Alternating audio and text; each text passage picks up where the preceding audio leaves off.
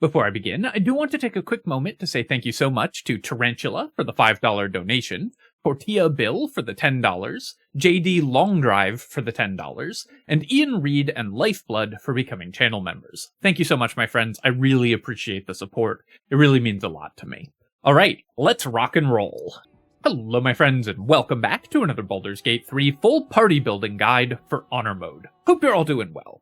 Today, we're getting the band back together with the ultimate all-bard party to rock and roll our way through Honor Mode. This is one of the most frequent full party builds that I get asked to do, and not only is it really fun and flavorful, it's also extremely powerful, with great damage, great survivability, unsurpassed control thanks to having 4 control casters, and of course basically perfect out-of-combat skills. We all know that bards can be built to do anything, but with this party, they can do everything. As always, for my full party builds, we'll be using 4 builds that are both powerful in their own right, and also extremely synergistic, becoming an even more powerful whole when they're put together. This is intended to be used in actual play, so of course we cover all the skills that you need, easy with all bards, fill all the roles that you need, both in and out of combat, and have no item conflicts between the builds, and work right from level 1 all the way through to level 12. We also don't need to take any specific story choices to use this party, and you can use it with any companion, so no matter how you want to play your run, you can use this party to do it. So, of course, to fully maximize an all-bard party, we're going to have one character be each of the 4 bard subclasses. My rule when I was starting to put together this party was I wanted each character to have at least 6 levels in the bard subclass of their choice. But actually, as I built the characters, we ended up with at least 10 levels for each character in the bard subclass of their choice, so this is an extremely bardic party. We're going to start with our main damage dealer and kind of the obvious inclusion, the Swords Bard Archer. Not only is this one of the most powerful characters in the game, it also plays extremely well with this party because it outputs a ton of damage, which is something that an all-bard party can otherwise struggle with. And it does so at any range, and can provide a ton of additional control to support the extra control that you're getting from having a bunch of extremely powerful spellcasters in the party. So we're leading off with an extremely strong build, the Sword Bard Archer. For this character, we're going to start, of course, by taking a level of Bard. We want to get to extra attack and our Sword Bard abilities as quickly as possible, so we're going to start with Bard right away for the Sword Bard Archer build. For our cantrip selection, we're going to take Vicious Mockery. Now, I'm actually going to take Vicious Mockery on every character, because of course if you're playing a 4 Bard party, you really want to be able to mock enemies to death. I mean, what are you doing if you can't have 4 characters just mock an enemy until they fall over dead from embarrassment? But this character actually specifically wants Vicious Mockery because later on we'll be able to cast enchantment spells as a bonus action, and Vicious Mockery can add some extra damage to our already high damage turns. The second spell for this character, we're just going to take Mage Hand. This is a good character to cast Mage Hand with because you don't need a specific utility cantrip for the Sword Bard Archer, a different specific utility cantrip for the Sword Bard Archer, so this can be your Mage Hand user. Splitting up our spells across the 4 builds is going to be one of the really interesting things about building this setup. For our spell selection for this character, we're going to take Healing Word and Dissonant Whispers, and these spells are universally useful enough that we're going to want them on all 4 of our characters. Having 4 copies of Dissonant Whispers means that our early game is extremely easy, because a lot of the most dangerous enemies in the early game are melee. Dissonant Whispers just wipes those enemies out, especially when you can cast it in multiples, so that's part of what makes this build so strong in the early game. In addition, of course, we want Healing Word, because we can pop our allies back to full health. And then this character in particular is going to take Tasha's Hideous Laughter, another enchantment spell and also a very strong control spell. And then we're going to take Thunder Wave. As an archery build with relatively low hit points, we will often want to be far away from enemies, so this character wants Thunder Wave in order to protect itself. For our ability score selection, I've already actually done it here, we're going to take 16 Dexterity, 14 Constitution, 12 Wisdom, and 16 Charisma. This character may later on want to use the Gloves of Dexterity. I'll talk about a couple different options for how you build the attribute split for this character later on. But the Gloves of Dexterity are going to be one potential option. But you always, of course, want to start with 16 Dexterity and 16 Charisma so that your ranged attacks and your spells both have the maximum chance of success. For skill selection for this party, we actually have a lot of interesting decisions to make. Of course, as bards, we can distribute our skills literally to anything, so deciding which character handles what skill is actually a pretty interesting part of this party's setup. For this character, it's going to be our highest dexterity character. As an archer, we're going to be raising our dexterity, so this will be our sleight of hand and stealth character, so we're always going to take those. I also like to have athletics on this character. It's very likely that we're going to be using a strength item, either a strength elixir or the Club of Hill Giant strength for at least most of the early game and possibly all game. Again, more on this in the item section. So when you need to roll an athletics check, this character will be the one to do it. For our last skill selection here, Perception is pretty useful for this character, with stealth and sleight of hand as well, because you can be the trap finder, so being able to see those yourself can be pretty nice. Or you can put it into performance in order to, for flavor reasons. Either way is totally fine. Also, of course, we have to pick an instrument for this character, because you can't be a band if you don't play the right instruments. I'm going to say that this is going to be our lyre player, because this is a nice quiet instrument. It's always the quiet ones you have to watch out for. They'll get ya. At level 2, this character is taking its second level of Bard, and like all level 2 Bards, it gets Song of Rest. One of the great things about this party is that we get 7 uses every day of our short rest abilities, including all of our inspiration features when we get Font of Inspiration at Bard level 5. So we can keep going for almost an indefinite length of time, continuously using all of our powerful abilities, thanks to every character having Song of Rest. We also get another spell, and the spell that we're going to take is a slightly odd one for this character. We're going to pick up Charm Person. Now, normally this is a very weak spell overall, but there are some weird corner cases for this party. Because we have a Glamour Bard with Mantle of Majesty, and enemies who are charmed automatically fail the saving throw against Mantle of Majesty, being able to charm with this character to make that character's control have no save can come up in some weird corner cases. It won't be that frequent, but it is a more useful spell for this character than it is for just about anyone else, and this character will mostly be using archery attacks rather than casting spells, so Charm Person actually comes up here, which is kind of neat. At character level 3, we get to choose our Bard subclass, which of course for this character is the College of Swords Bard.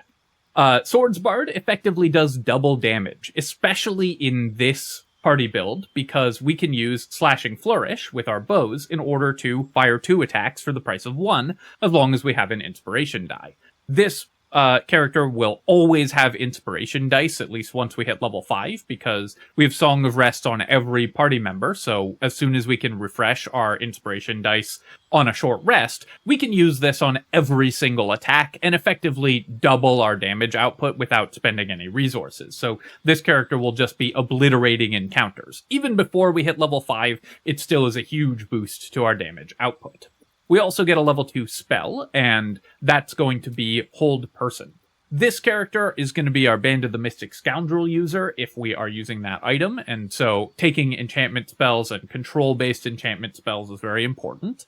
And then also, Hold Person is especially good for this character because we're making weapon attacks, and you get automatic critical hits. So it can let you lock down an enemy and then obliterate them with double automatic critical hits, as long as you fire your bow from within 10 feet.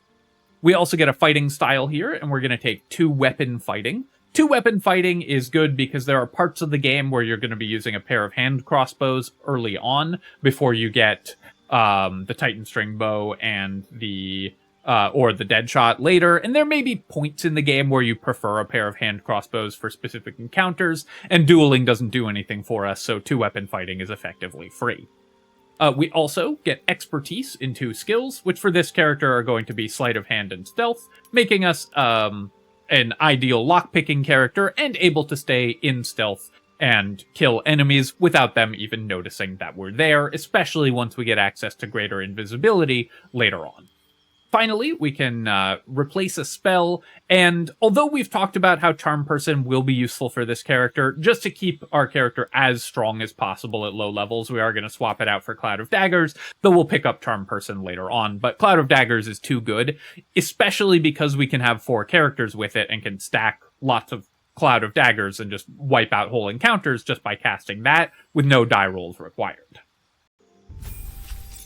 Character level 4, we get to pick up another cantrip, and the cantrip that we're going to pick here for this character is Light. It's just another useful utility cantrip. We're always going to want some party member to have that. And then for our spell selection, we're going to go back and grab Charm Person. What spell we pick here mostly doesn't matter because our other spells are going to be more important, so let's pick this up for the very minor use cases that it has. And then we're going to also pick up another feat. And the feat that we're going to take is going to be Sharpshooter. Of course, this is an archery build. Sharpshooter increases our damage massively. And so even though this will make our chance to hit a little low in the a little bit lower, we will have lots and lots of ways to offset that because we have inspiration from our allies, and we're going to have Bless and everything available. So this character will still be hitting its attacks, and this will increase our damage enormously. At Bard level 5, we get 3rd level spells, and we also, of course, get Font of Inspiration, which makes our Bardic Inspiration come back on a short rest, so now we can use our Sword Bard abilities all the time. For our spell at this level, we're going to take Hypnotic Pattern. This character will usually want control spells. We don't need spammable combat spells like Glyph of Warding, but we can often start a fight by casting something like Hypnotic Pattern and then making our ranged attacks. And then also later on, this is, of course, an illusion spell for the Band of the Mystic Scoundrel. Level 6. We get extra attack because we are a swords bard, so again, doubling or rather quadrupling our damage output from a single attack because each of those attacks can also be a slashing flourish. And we get an additional 3rd level spell. In this case, we're going to take Fear, another bonus action castable spell for the Band of the Mystic Scoundrel. At character level 7, we want to increase our damage even further, and we have extra attack from Bard, so now it's time to multiclass. We're going to take a level of Fighter here, which gets us a fighting style, and that of course gives us archery fighting style. This will help offset the attack penalty from Sharpshooter, while also giving us longbow proficiency, which lets us swap off the gloves of archery if we've been using those for longbow proficiency up to this point, and increasing our damage output commensurately. At level 8, we're going to take a 2nd level of Fighter, and that gives us Action Surge, so now this character can make 8 attacks in the opening round of combat, essentially, because we get 2 turns with extra attack, and each of those can be a slashing flourish, which means that we can fire an absurd amount of attacks, downing enemies before they ever get to act. Having gotten Action Surge, we're going back to Bard. We want more inspiration dice, and of course we want to get higher level spells and eventually magical secrets. So we're going to go ahead and take a spell selection here, and for our level 4 spell, we're going to pick up Confusion. This is another spell that's usable with the Band of the Mystic Scoundrel, and is very useful for this character to have. We'll have a different character cast Greater Invisibility if we want this character to be invisible. You would rather have somebody else concentrating on that. So no need to take it for the Sword Bard themselves. Character level 10, we're taking our 8th level of Bard, and we get an additional spell. Here we're going to go back for Invisibility. This is both a useful utility spell, although we do have it elsewhere in the party already, but if, once again, you're using the Band of the Mystic Scoundrel, the ability to cast this as a bonus action can be invaluable as a defensive tool. We also get an additional feat, and here is where you have to actually make a decision. If you are using the Gloves of Dexterity, then you can go ahead and pick up Alert. The Gloves of Dexterity will let you replace your Dexterity with the ability to have Alert. If you would prefer not to use the Gloves of Dexterity on this character and instead invest Initiative gear for this character, you can take an ability improvement and boost your Dexterity. I think that the best way to build this character usually is going to be to respec around this point. Use the Gloves of Dexterity to replace having natural dexterity, and that will also allow you to raise your Constitution higher and your Wisdom higher, and then pick up Alert so that you're still always going first. At character level 11, we get our 9th level of Bard, which lets us, of course, pick an extra spell, and the spell that we're going to pick here is Hold Monster. It's Big Hold Person, which is extremely useful for this character. Again, you're one of the best characters at casting these hold spells in the entire game, so the ability to cast both of them is very important. And then finally, at Bard level 12, or at character level 12, Bard level 10, we get to add a bunch more things to our character, including magical secrets. So firstly, we get to add 2 expertise into skills. We're just going to put it into athletics and perception, or whatever skills you've decided to boost for this character. We already have the really important one, sleight of hand and stealth, already with expertise. We also get an additional cantrip, so we're going to take True Strike to annoy people in the YouTube comments. Then we get an extra spell selection here. At this point, you should have a pretty good sense of the gaps in your party, but you can go back and grab any illusion or enchantment spell. Even greater invisibility can be pretty useful for this character, or you can just pick up something that you feel like you might want as a utility spell available. Something like Silence can be useful to have on multiple characters in the late game. More importantly, though, we get 2 magical secrets, and this is where we get a ton of our additional power level. Because this character can take Command, another enchantment spell that we can bonus action cast. If you aren't using the Band of the Mystic Scoundrel on this character, then you don't need to take Command, but if you are using that combo, then this is by far the best spell that you can pick up, because it will let you bonus action lock down entire encounters. And then for our second spell, we're going to take Banishing Smite. Banishing Smite just gives us the option to deal a bunch of additional damage when we really need to. And so this character can have even more burst damage available with its weapon attacks using this spell. For items for this character, let's start with our weapon. Of course, this is an archer build, so we're going to start the early game with the Titan String Bow, plus either using an Elixir of Hill Giant Strength every day, or carrying the Club of Hill Giant Strength as our melee weapon.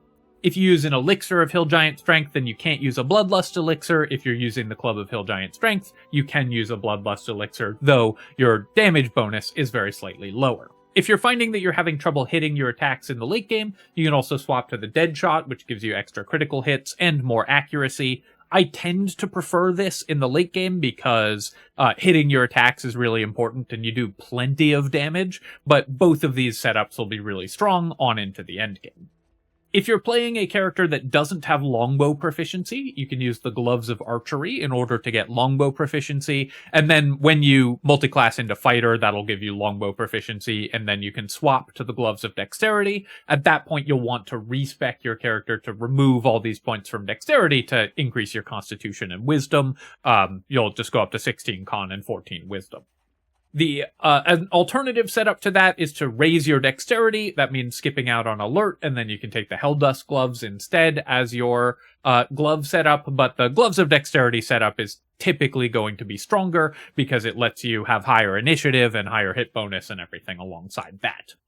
For our armor for this character, the early game is going to be the Graceful Cloth. We want high dexterity to hit our attacks, especially once we first get Sharpshooter. And then once we have respect to use the Gloves of Dexterity, we're going to swap to any light armor up until the point where we get the medium armors that have full AC bonus, so the Armor of Agility, or this character will also wear the Ballast armor. You could put it on a melee character for this party, but there are better armors for those characters, so just moving this character to 7 feet away from the enemies if you are using the Ballast armor in this run, which is not necessary, but it will increase your damage massively if you do that.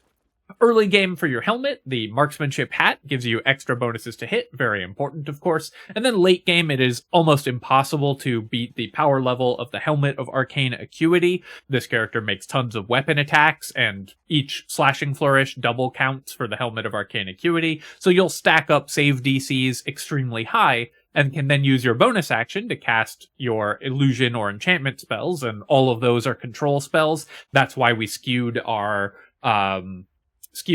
spell list so heavily towards those spells. As a bonus action, this is an extremely well-known and one of the most powerful combos in the entire game. For our melee weapons for this character, the Knife of the Undermountain King gives us additional critical hit chance, and Rhapsody in the late game just increases our chance to hit and our spell save DCs even further, so enemies simply will not be able to avoid failing saves against our spells, as well as also increasing our damage. Another combination that we can use on this character is the Snowburst Ring, combined with the Drakethroat Glaive to use Draconic Elemental Weapon to make our bow fire frost arrows.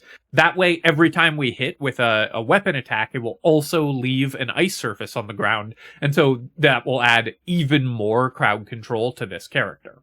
Alternatives to that second ring are the Strange Conduit Ring, just for more damage, or the Risky Ring, again if you're having trouble landing your attacks. The Surgeon Subjugation Amulet rounds things out by giving you yet another way to paralyze an enemy, and then any defensive cloak, but I like the Cloak of Displacement for this character. You really don't want this character to get attacked because they are relatively squishy, so having high AC in the Cloak of Displacement can prevent that from happening by giving enemies disadvantage on attack rolls against you. Altogether, this character's item set is just designed to increase your chance to hit with your bow attacks and increase your damage when you do. So it's a very simple build setup. You just build normal archery items in order to deal the most damage possible. So now we have our main ranged damage, let's pick up some melee damage and frontlining capabilities. Also, just to remind you, I will be linking the full build guides to each of these builds in the description below, so if you want more detail on any of the builds, definitely go check those out. For this character, we're going to be building our Valour Bard. And we actually won't be starting with Bard for this character, but instead we'll be starting with a level of Warlock. This is because we want to tie our weapon attacks to our charisma, and Hexblade Warlock will allow us to do that. With our Warlock level, we can go ahead and pick up Eldritch Blast, still an extremely useful ranged attack to have access to, and Booming Blade. Booming Blade massively increases our melee damage essentially for free, so getting that right from the beginning of the game can be extremely helpful. We're then going to pick up Hexblade Warlock, which lets us use Hexblade's Curse for additional damage, and Bind Hexed Weapon to allow our weapon attacks to use our charisma instead of our strength or dexterity, so we only have to care about maxing out one stat. For our Hexblade spells, and remember, although we only are going to have one Warlock spell slot, because we're going to stay as a level 1 Warlock for a really long time, remember that this character is part of a Bard party, so we can refresh these spells an enormous number of times per day with all of our Song of Rests, so we can be pretty spendthrifty with these spells. For our Hexblade spells, we're going to pick up Shield, which gives us a lot more defensive capability. This character will have relatively low AC and HP for a frontlining melee character, because of course we're still a Bard. But having the Shield spell available to a Bard, as well as Hexblade's medium armor proficiency, and all of our ways to reduce or mitigate incoming damage, makes this character surprisingly tanky, and then we also are increasing its hit points with our Glamour Bard. So having shields gives us a lot of extra resilience. We'll also add Hex to allow us to do extra damage. For our ability score selection for this character, this is where we'll spend Ethel's Hair if you are doing that in this playthrough. So there are actually two different possible attribute splits that you can start with for this character.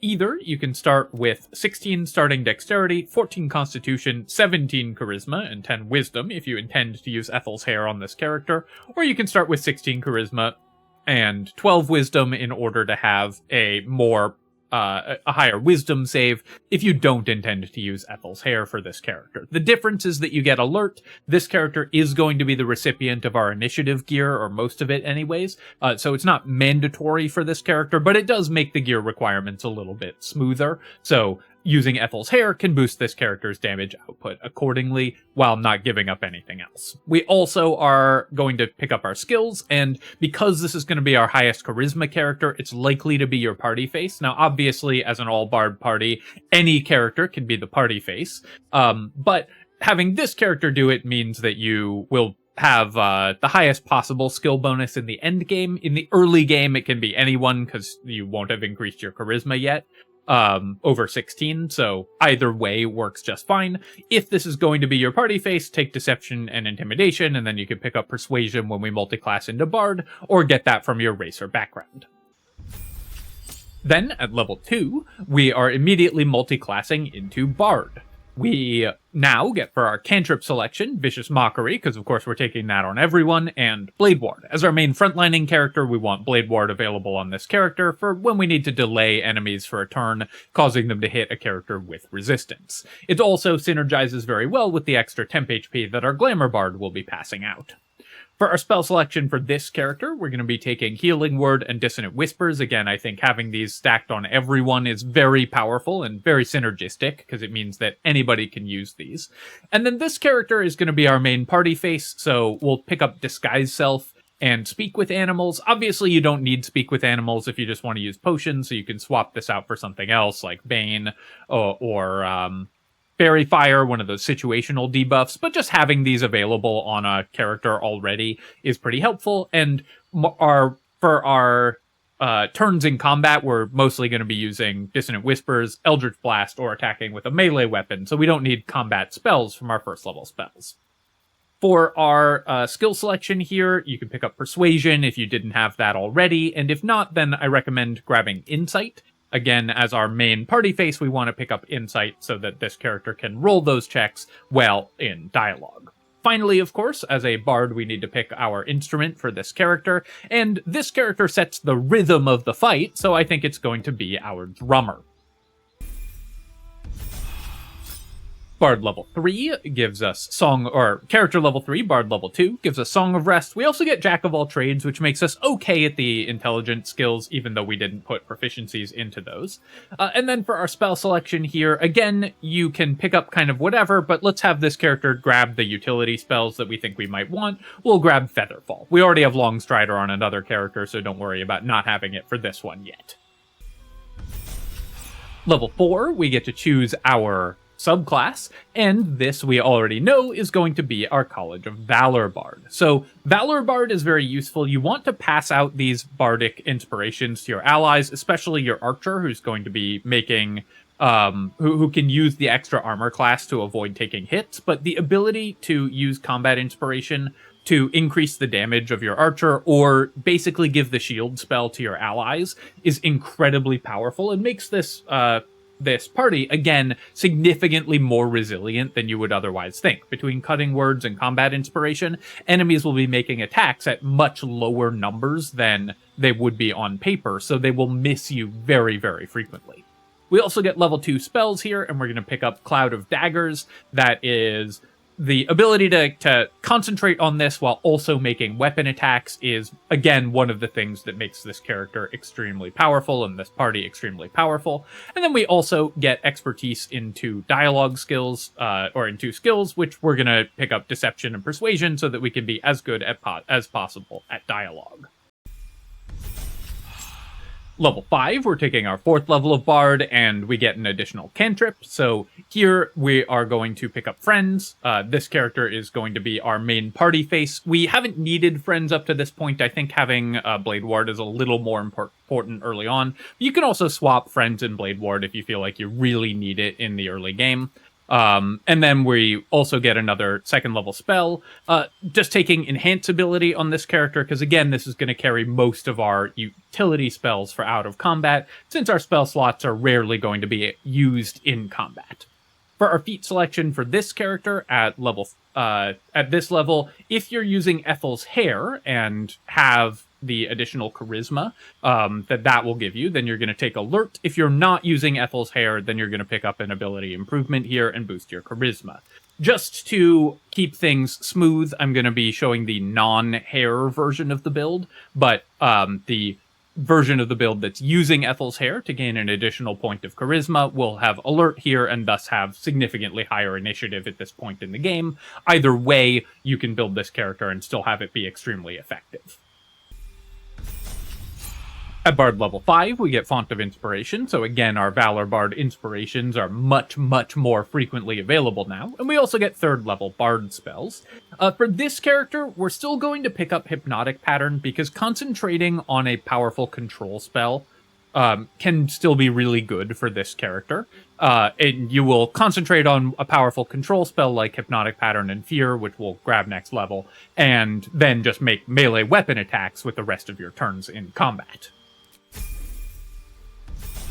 Speaking of level 6, we also get extra attack as a Valour Bard, and so now we can fire off 2 attacks. They will be hitting very frequently because we're using our charisma for that, and doing tons of additional damage because we have Booming Blade, and also a lot of additional combat steroids from our items, which will make our weapon attacks do a significant amount of melee damage, while also having the support and control spellcasting available to this character.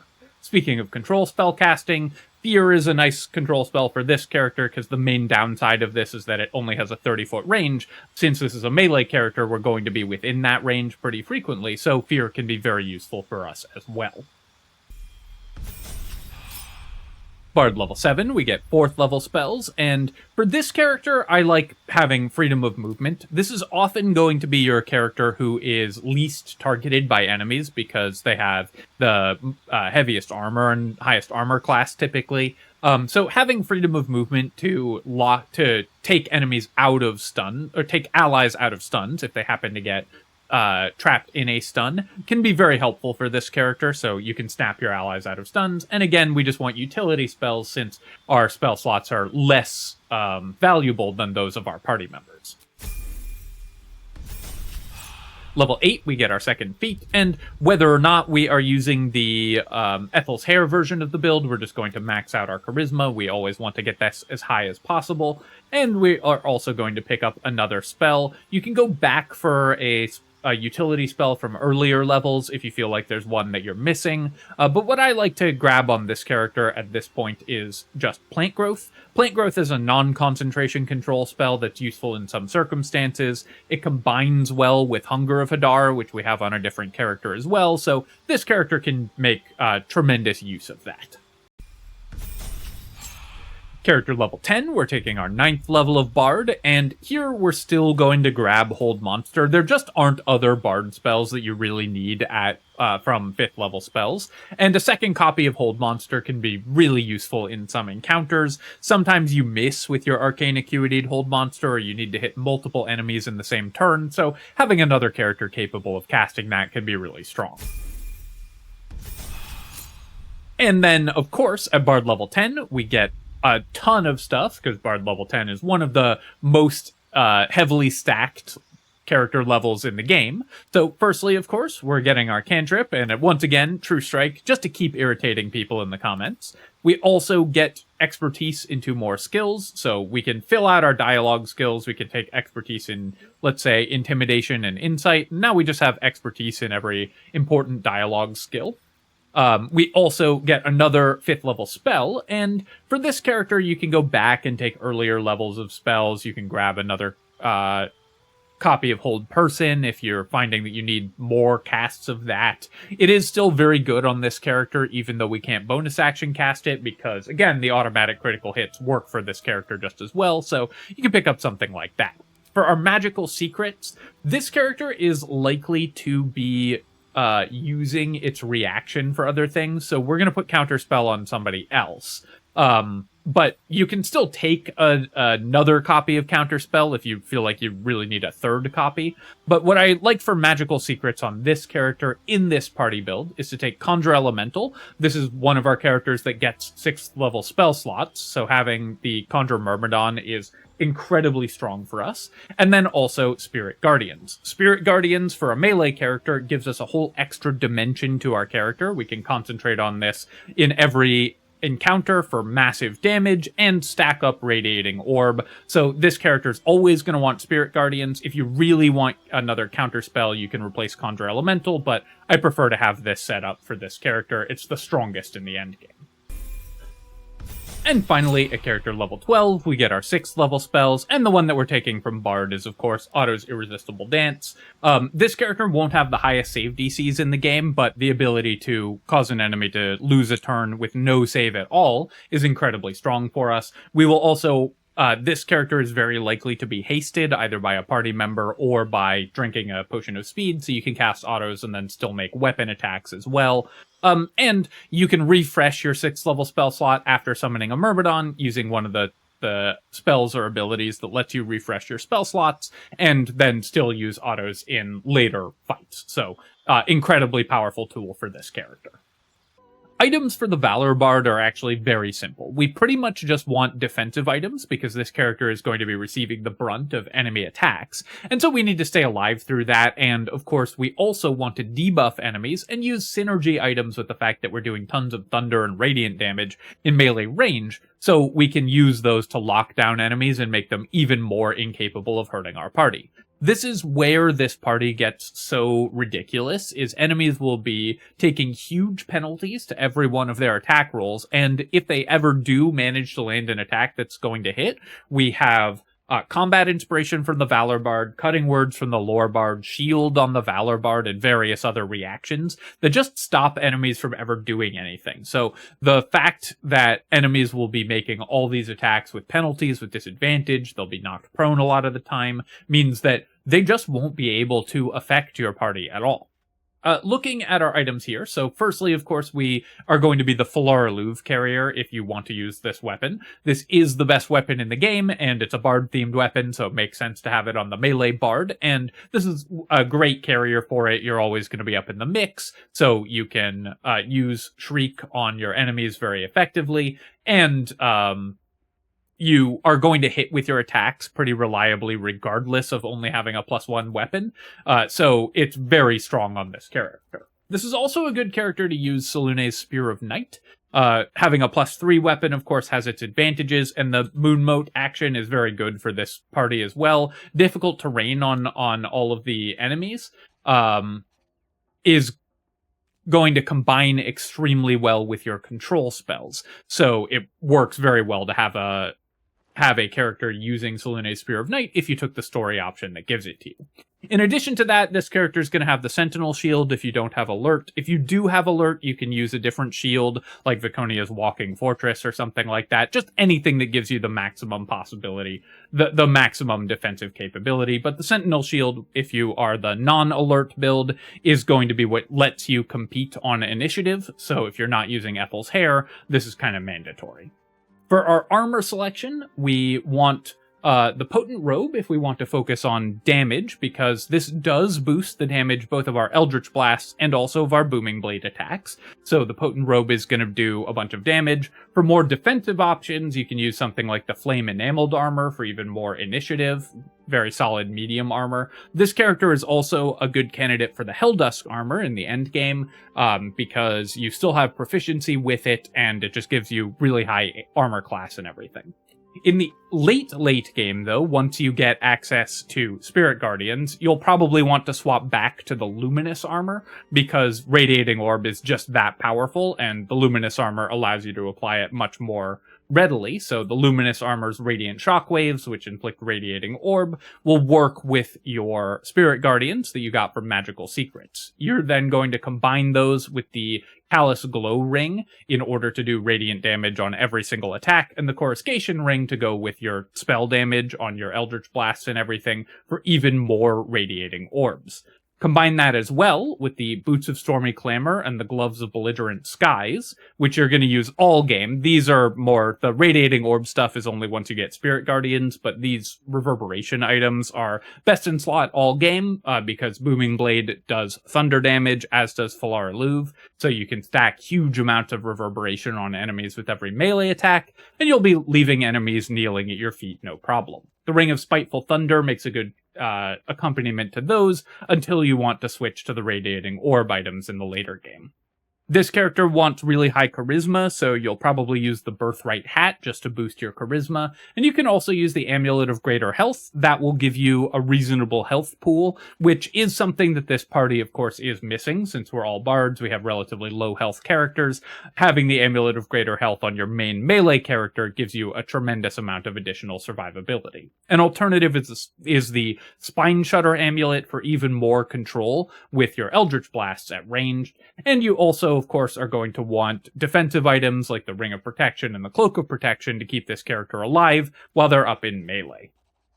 For our third character, we already have our main melee damage dealer and our main ranged damage dealer, so let's build our main offensive spellcaster. This character will provide a lot of our control effects, as well as reactivity to what enemies are doing, and of course is going to be our Lore Bard. For this character, we are starting with a level of Bard, although we'll be multi-classing somewhat heavily. But for our first level, it's Bard all the way, and for our cantrip selection, we're going to be taking Vicious Mockery and Minor Illusion. This character will have Vicious Mockery, of course, because we're doing that on everyone, and Minor Illusion to group enemies so that we can drop them with AoE spells, which this character will also be very capable of casting. For our level 1 spell selection, we're again taking Dissonant Whispers and Healing Word like we are on everybody. This character will also use Healing Word even better because of our Cleric level that we're going to be taking. And then for our additional spells, we're going to take Thunder Wave. As a spellcaster, this character does not want to be in melee range with enemies that frequently, so Thunder Wave can push them away if you end up in a really bad situation. And then we'll also take Sleep for the early game. Sleep is a really nice tool to have in the very early game, and especially if you start with this as your main character on the Nautiloid, having Sleep can be extremely helpful. Later on, we'll respec this once it falls off at later levels. For our ability score selection for this character, we're going to do a pretty standard attribute split of 16 Dexterity, 14 starting Constitution, and 12 starting Wisdom. As well as, of course, 16 Charisma for our spell selection. But importantly, this character will also be using Intelligence for spell casting, and we'll use the Warped Headband of Intellect for this. So as soon as we get that item, we'll be boosting our Intelligence up to 17 or for an effective +3 bonus on our intelligence without having to spend any attributes on it. We also get extra skills. Since this is going to be a high intelligence character, I like having persuasion anyways, because then if there is a dialogue where you need the intelligence skills, which is mostly what we're going to be taking with our skill selection here, so you can take like Arcana, History, and Investigation, for example, on this character, you can still use Persuasion if you want this character to take point on dialogue as opposed to our other characters. We'll have slightly lower charisma than the Hexblade Valour Bard, so usually you'll want that character to make the dialogue checks, but for dialogues where there are knowledge checks, this character can substitute, which I think is kind of fun for both the theming of being a band, they actually help out and support one another, and also for an adventuring party where different characters have different specializations, as opposed to having one character take every single conversation, which is the normal way to do it. Finally, of course, we get our starting instrument, and I think we're going to have this character be our lute player, or luthier, I think is the word. Because this character is really going to be the main driving melody for the band here, since you are going to lock down enemies and leave the rest of your party to clean up. At character level 2, we're immediately going to multi-class, and we're going to take a level of Cleric. There's a few very important Cleric spells that we want available on this character, and it makes sense for our main spellcaster to grab them. Also, our levels are less constrained than our other party members, so we can fit the level of Cleric in for this character. For our subclass for our Cleric, we're going to take Life Domain. Mostly we're in Cleric because it gives us the powerful utility spells that Cleric gets, but it also gets us heavy armor and shield proficiency on a lore bard who otherwise wouldn't have great defensive options, and there's some really nice heavy armors that this party can use, so a level of Life Cleric gives us access to those as well. It also gives us Bless as an always prepared spell, which effectively gets us one more spell preparation. There's several cleric spells that we want access to on this character, and Bless is definitely one of them, so having it as an auto-prepared spell can be very useful. Disciple of Life is also pretty nice with our Healing Word ability as well. For our cantrip selection, we're going to be taking Guidance. One of the really important things that we want from a cleric level is the ability to take Guidance. Resistance as well is really useful in some story events and dialogue checks. And then for our last one, we can take a number of different options here, but Thaumaturgy can be useful for the times where you want this character to sub in and be your party face. For our cleric abilities, these are kind of bugged, so you shouldn't get these, but in the current version of the game, when you multiclass into Cleric, you get 2 more skill proficiencies, and so that'll let you pick up Religion and Medicine, so you get even more of the intelligence skills covered now, which is obviously awesome for the party member that's going to do that. And then for our prepared Cleric spells, we're going to go ahead and pick up Sanctuary, and we'll grab, create, or destroy water. These are two extremely powerful utility spells and defensive spells, and so very nice to have them available for one of our party members.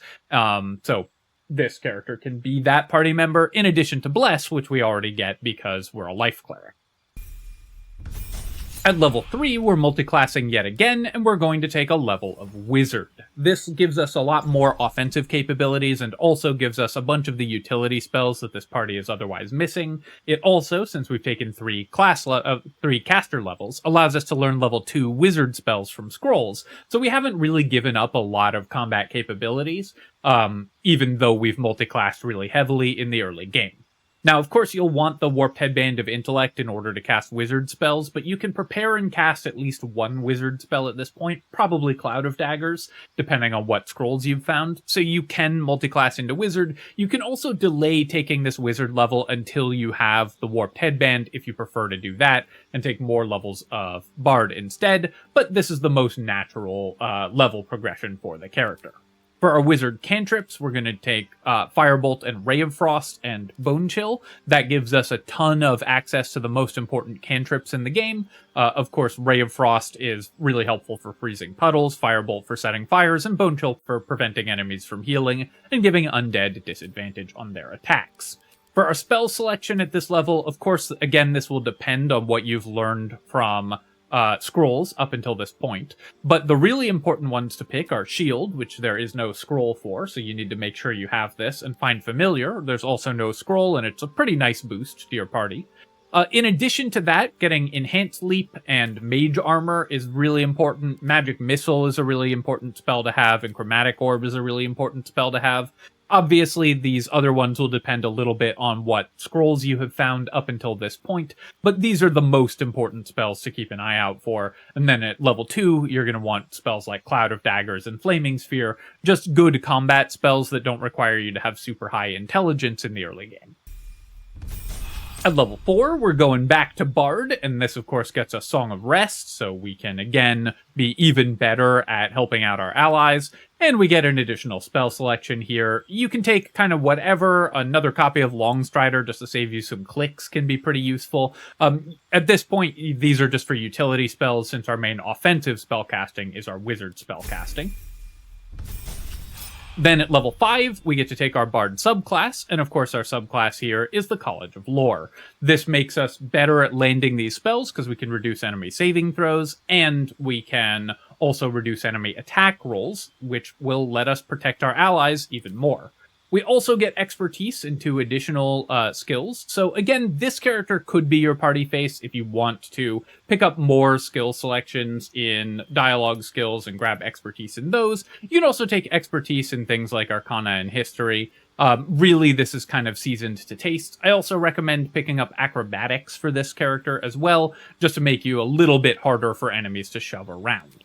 We also get level 2 Bard spells. At this point, you can pick up any spell that's not available to a wizard, typically utility spells that you haven't picked up. Silence is nice because there's no scrolls of this, and you always want to have silence available to a party. Bard level 4, we're going to pick up another cantrip here, and for this character, this mostly doesn't matter at this point. If you're having this character lead into being your party face more, you can pick up Friends, or you can take Blade Ward just as an emergency panic button if this character gets surrounded by enemies. For our spell selection, we're going to take Cloud of Daggers just to take some strain off our wizard spell prepared slots. At this point, we should have 4 of those, but there's probably more than 4 wizard spells that you want, since you now have access to 3rd level wizard spells as well. For our feat, we're going to take Alert so that this character can always go first. Bard level 5, we get 3rd level Bard spells, and for this character, we're going to pick up Hypnotic Pattern, again, a really powerful control spell to concentrate on. Something that you might be wondering about, too, is how this character can function with relatively low charisma and intelligence. We're only going to have +3 bonuses. This character is going to stack all of our save DC gear, so these spells are still going to land incredibly reliably. We'll also replace one of our weaker spells from lower levels that we no longer need, in this case probably Sleep, and we're going to pick up Glyph of Warding. This is going to be our main non-concentration combat spell because it does great AoE damage and also AoE control. Then, at Bard level 6, we not only get another spell that another third level bard spell that we can pick up, and you can go back for other control spells, things like heat metal at this point. This, again, is going to depend quite a bit on what wizard scrolls you've found and which you are using most often. The things that this character is going to concentrate on most often are going to be haste, hypnotic pattern, or fear, and the things you're going to be casting most often with your spell slots are going to be chromatic orb, magic missile, lightning bolt as your main damage spell, and glyph of warding as your other main damage spell, so you can mix in other control spells kind of to taste, depending on exactly what you feel like your party needs. Heat metal can be useful in some encounters. The main other thing that you get, of course, at this level is magical secrets, which gives us incredible control options. And this character, of course, is going to pick up counterspell. This is going to be our main counterspell user for the end of Act 2 and the beginning of Act 3, when it becomes really important to have a copy of counterspell. It is true that this party delays counterspell by a few levels compared to normal, so you will have shields down for a little bit there, but that's a small price to pay for the power that we otherwise get. In addition to that, you're going to pick up Hunger of Hadar. This is yet another one of the very best spells in the game, not available to wizards or bards normally, and so this character can pick it up from magical secrets and have a game-winning spell to concentrate on in most encounters where it's good. Character level 9, we're taking our 7th level of Lore Bard, and we now get 4th level Bard spells. This character is going to pick up Confusion. Again, this is going to be our main offensive spellcaster, so we still want control and lockdown spells available to us.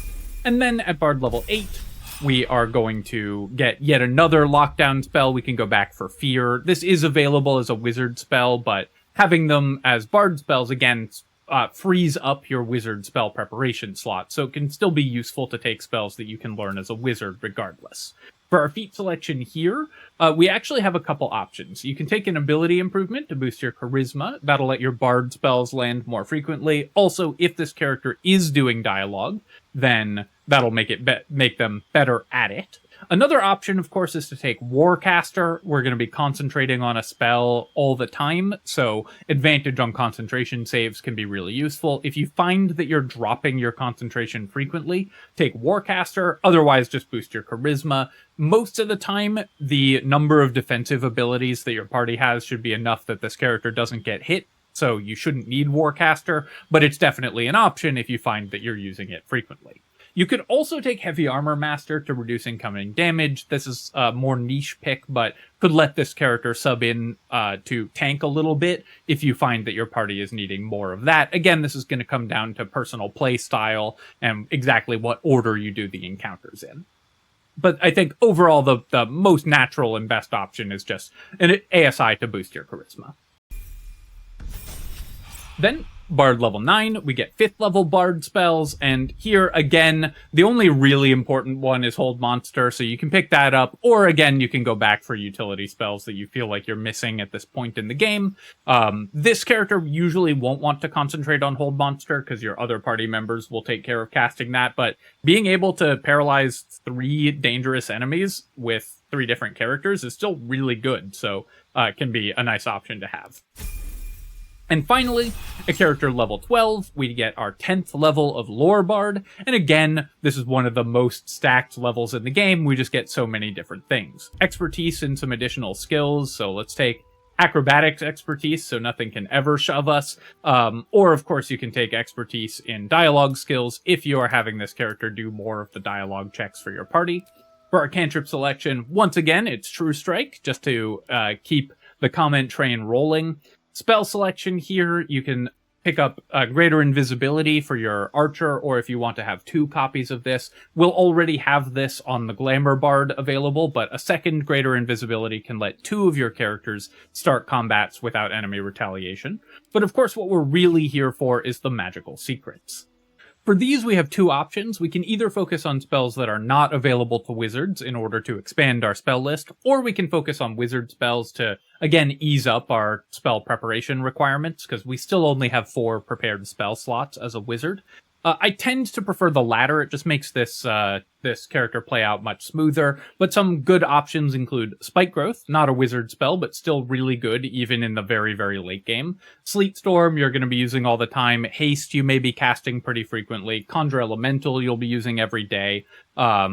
Wall of Fire, you'll be using often. Lightning Bolt. So overall, my favorite ones to pick here are Lightning Bolt and Conjure Elemental, just to save the spell preparation slots. But you can, Misty Step as well is another great option. But you can pick what you're using based on how frequently you're using the spells to stop yourself from having to prepare specific things.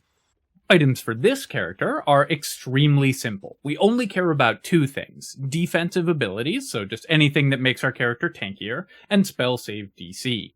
This character is going to be an offensive spellcaster and basically a pure spellcaster, so we just want every item that boosts our save DC.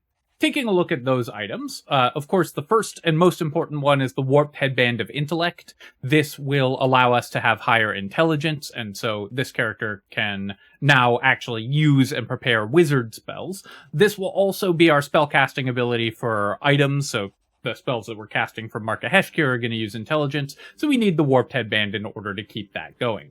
We also, in the early game, this character is going to use the Wondrous Gloves. Extra cutting words are really good, and extra armor class is great. Then in the late game, the Helldust Gloves, because those, again, give you an additional bonus to your spell save DC, which is all that this character cares about.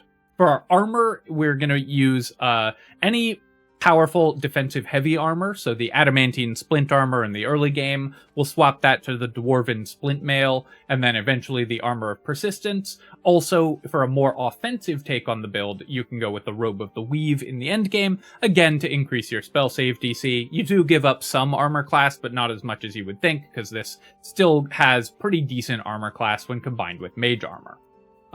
For our shield, we're going to use Ketheric's shield, spell save DC boost, and then for our weapon, Marka Heshkir in the end game as the best end game spellcaster weapon, with again a spell save DC boost, and also the ability to cast Chain Lightning once per short rest, which, remember, for this party is 7 times per day, so that's an enormous number of extra Chain Lightnings, so this character's burst damage becomes incredible in every single encounter. Up until that point, we're going to use any staff with a save DC boost, so Melf's first staff is the first one of those that you get, probably going to be your staff for most of the game. The Boots of Striding prevent us from being knocked prone. We have medium armor proficiency, and this character is going to be concentrating on a spell pretty much all the time, so the Boots of Striding are great for this character. And then the Amulet of the Devout increases our spell save DC, as do Elixirs of Battle Mage's Power. If we're using an elixir on this character, that's going to be the one. And you can see that when you add all these save DC boosts up, the fact that we have slightly lower charisma or slightly lower intelligence mostly doesn't matter, because our save DCs are going to be really, really high once we stack all of this gear anyways. Finally, the Ring of Feywild Sparks is really important as well. It's not listed in the tooltip, but this also gives you +1 to your spell save DCs. It's a pretty bad tooltip error, but this ring is great for any spellcaster, not just wild magic sorcerers, because it boosts your save DCs as well. An alternative option is to use a stat item, so if you're not using the Gloves of Dexterity on your archer, or you're not using the Amulet of Health on your Valour Bard, then you can take higher intelligence and reduce your dexterity or constitution appropriately, and then swap the Warped Headband of Intellect for the Fistbreaker Helm for initiative and save DC, or the Hood of the Weave for the end game for even more save DC. Again, you should be noticing a theme here. Finally, important for this character to select a bunch of wizard scrolls, and some important ones to look out for are Cloud of Daggers, going to be your most important combat spell in the early game. Haste is great for this character to concentrate on for fights where you don't want to be as aggressive. Having haste on your archer can easily win you fights, and if you have this character hasting them and your Glamour Bard giving them greater invisibility, then the archer can just solo encounters without enemies ever getting a turn. Other important ones are things like Wall of Fire, Conjure Elemental, Globe of Invulnerability, a key spell for the late game, and you also get the unique wizard spells, so Artistry of War is available to this character as well. Finally, for our fourth character, we already have offensive capability in the form of melee damage, ranged damage, and offensive spellcasting, so let's add some healing and support. This, of course, is normally what bards are known for, is supporting spells, but we've actually steered clear of those with a lot of our other builds. This character is going to take care of them. You may recognize this build because I've used it, I think, in one other full party build. I think this is one of the most fun builds in the game to play, and I really enjoy using it, and it fits very well into this party as well.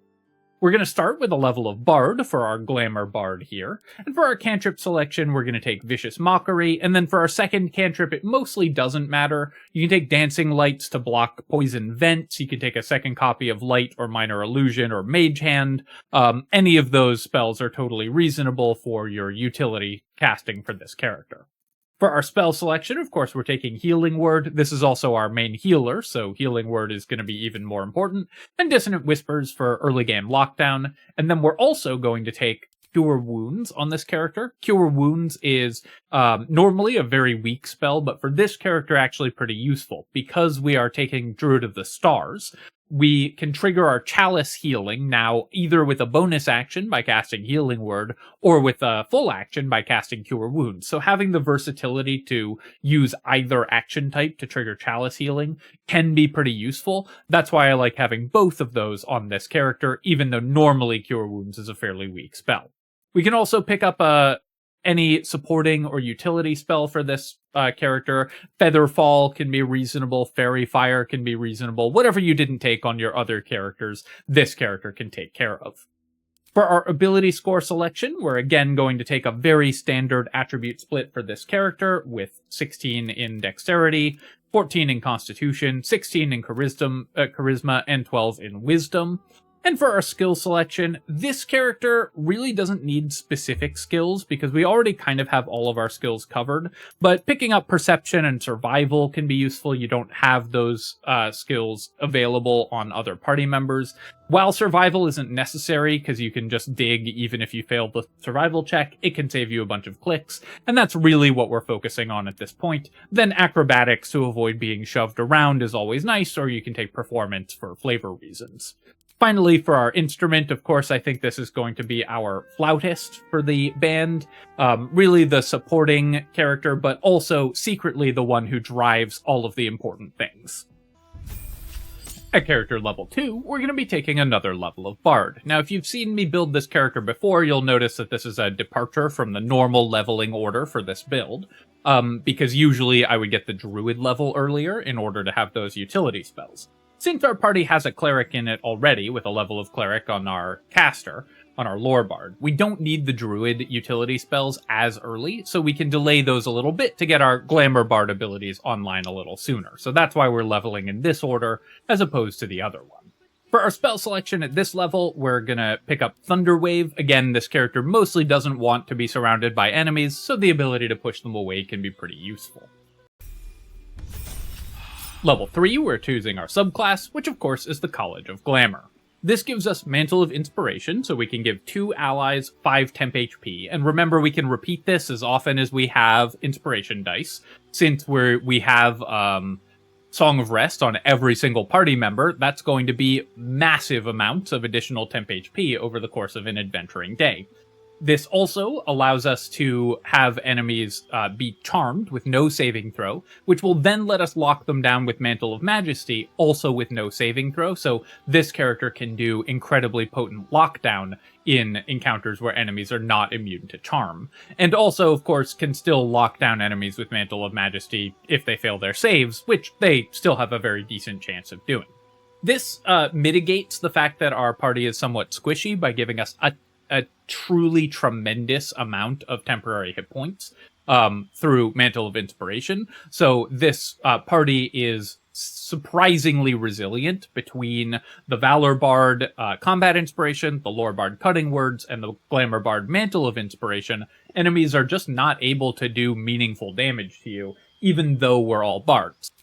For our spell selection here, again, we're picking a combat spell with Cloud of Daggers. Layering multiple Cloud of Daggers ends fights really, really fast, so having multiples of these available to cover the whole battlefield in them is extremely helpful. And then we're going to pick up our our expertise in multiple skills as well. And again, you can pick up perception expertise. Someone in the party should have this, so I like grabbing that just to make sure that we're passing our perception checks and seeing traps pretty easily.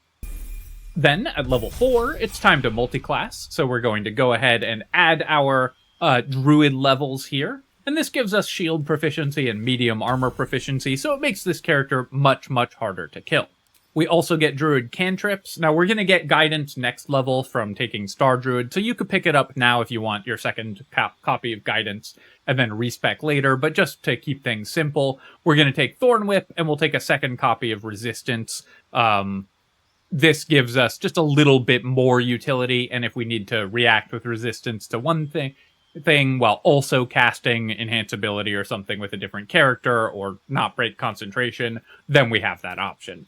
For our druid spells here, we get Enhanced Leap and Long Strider. Now, these are already available in part to our wizard, but if you haven't found scrolls for Enhanced Leap, then you can grab this on this character, and this character can also just be the one that ritually casts these spells. Very helpful to have those available. Fog Cloud is also an option if you're using one of these prepared spells on a different character.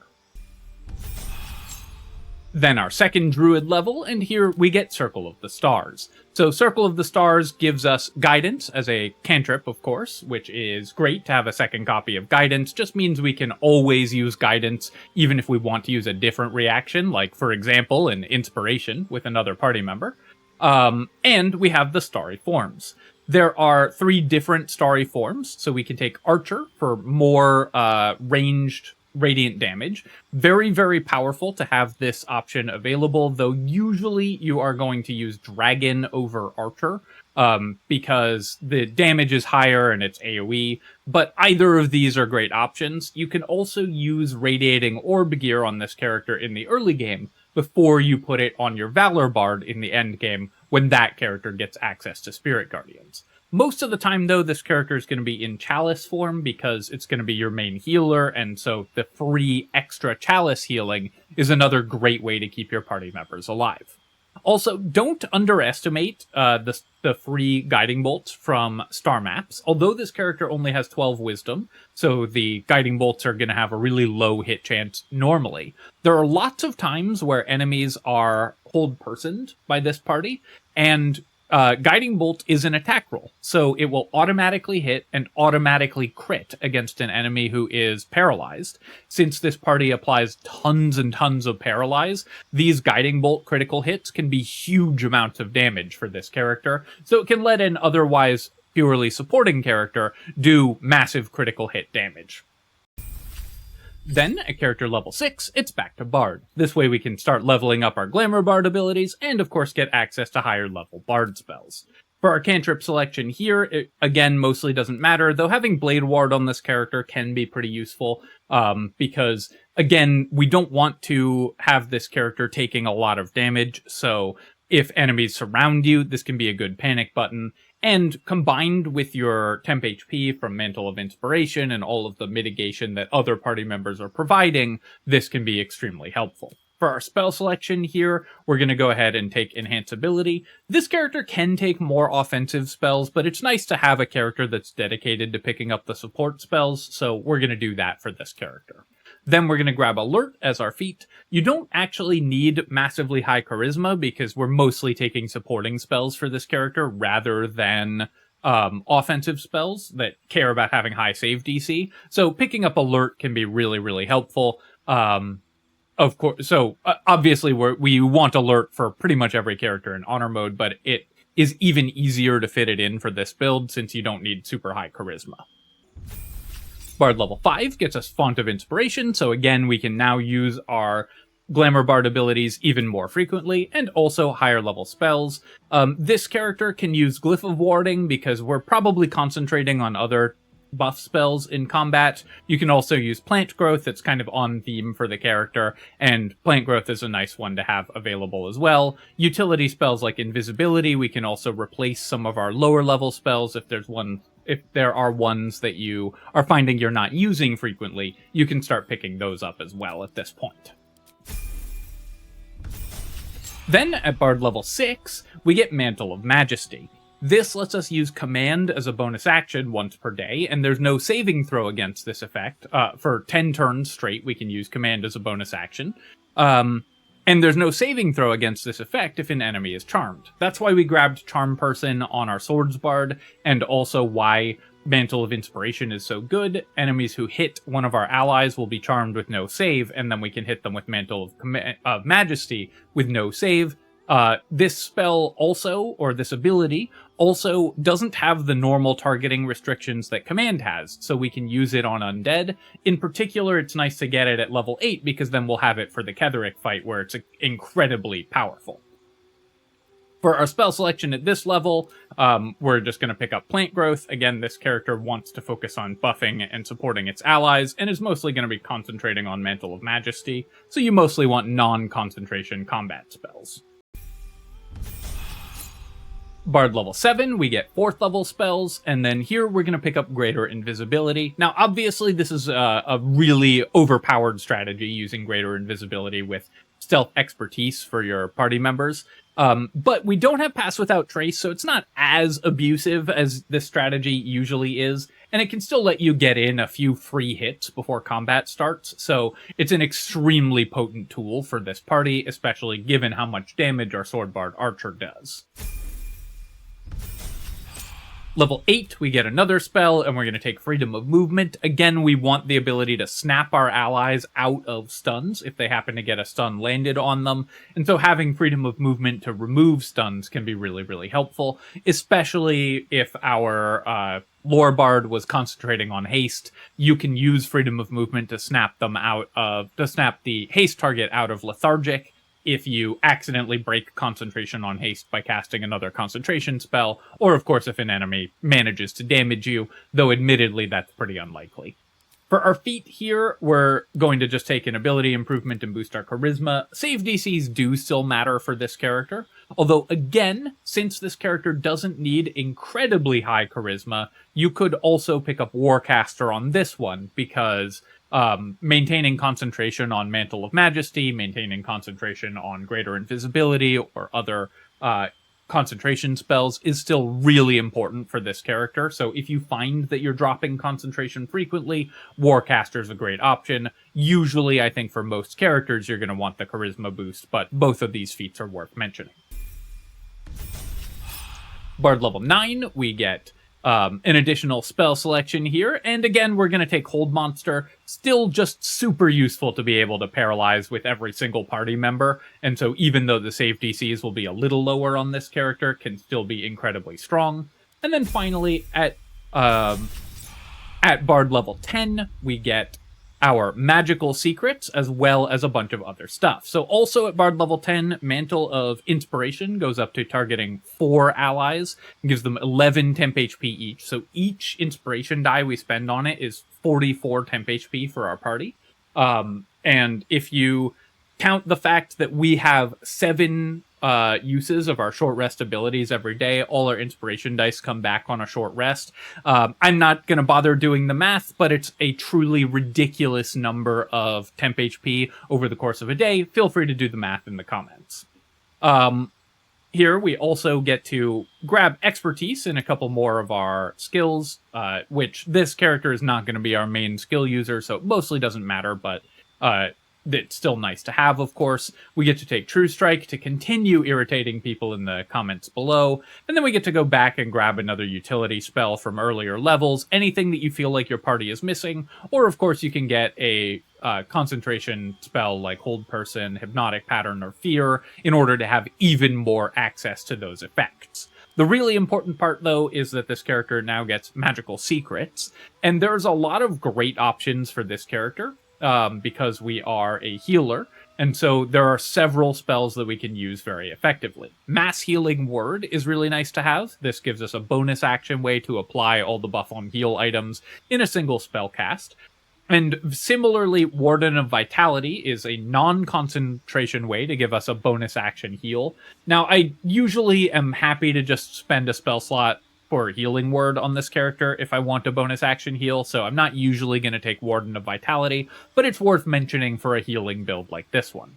In addition to Mass Healing Word, I think that the most natural second picks are, of course, Counterspell. This character doesn't have great uses for its reaction, so usually this is going to be an excellent character to use Counterspell on. We also have 6th level spell slots, so we can counter anything in the game. Or you could take Conjure Elemental for a 3rd Myrmidon if you really want a summon-focused build. This is also a really strong strategy with Mantle of Inspiration because you can put those on the Myrmidons and you don't care if they get hit. So it's great, a great way to add extra HP to your slightly squishy party as well as charm a bunch of enemies. So either of those make amazing picks as well. Items for this character are really very simple. There's only a few things that we care about at all. We want the buff on heal items, so the Hellrider's Pride, which gives Blade Ward when we heal an ally, and the Whispering Promise, which gives Bless when we heal an ally. And then later on, we'll swap the Hellrider's Pride for the Reviving Hands in the late game, because they're just an upgraded version of the same item. In addition to this, the Ring of Salving will give us extra hit points while we heal our allies, and the Boots of Aid and Comfort will give additional temporary hit points. Now, these will usually be eaten by our Mantle of Inspiration healing, but it's still useful to be able to reset our temp HP for allies who don't have Mantle of Inspiration before we have the ability to cast it on all of our party members. So you can make sure that you're passing out temp HP all the time, but Mantle of Inspiration will usually override this. This is still just a useful bonus. In addition to that, you want any save DC item that isn't currently being used by your wizard, so you can swap your save DC item over to this character. This character is going to be using fewer offensive spells, but still some, so items like the Fistbreaker Helm or the Hood of the Weave, if you're not using them on your Lore Bard and Wizard character, will be useful for this character. And then defensive items. The best medium armor that you can find in terms of defense in Act 1, that's going to be the Adamantine Scale Mail. And then later on, you can swap to the Flame Enameled Armor or the Armor of Agility, whichever one is not currently in use by another party member, depending on exactly how you have geared, with the options that I've already mentioned. Your shield is going to be the Adamantine Shield or the Safeguard Shield, usually the Safeguard Shield, and then swapping to the Adamantine Shield later on, though if you're using the Adamantine Scale Mail, you may wish to stay with the Safeguard Shield because the critical hit immunity is redundant, so you don't need both of these items at the same time. A good weapon for this character is the Devotee's Mace, the Healing Incense Aura. You can get this by having a character spec into Cleric level 10, and then use their miracle on summoning the mace, and then you can just respec them. So you can either use this with a main character or have a Cleric camp caster who does this. Having a Cleric camp caster is useful to this party as well, because that will get you Aid and Hero's Feast, which are spells that this party is missing. So if you are using camp casting, that's a very powerful tool available to this party. Finally, potions of healing are also really nice to carry around for this character. You get benefits when you heal allies, so the ability to throw a potion at an ally and hit them with Blade Ward and Bless in addition to that, very helpful as well, so make sure that this character has potions. But mostly, you're just going to use this character for utility items, just anything that you've always wanted to try out. You can equip in this character's item slots, and of course the healing items.